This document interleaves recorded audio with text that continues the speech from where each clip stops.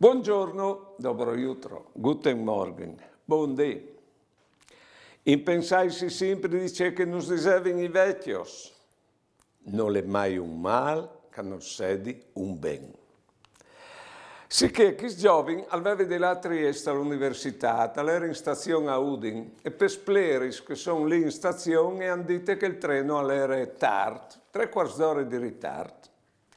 Sicché si è chiappato su e all'elat fuori da stazione in tumbar lì d'ogni, si è sentato e arriva la kellare e disse che al bef, aldis un maglat.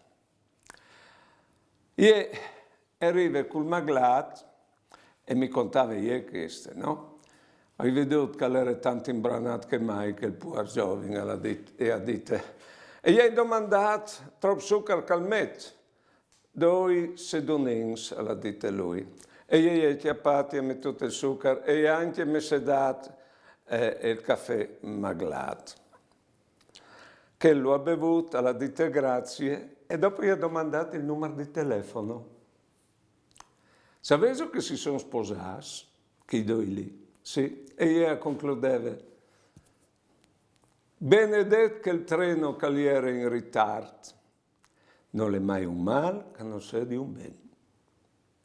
Buone giornate e buone vite.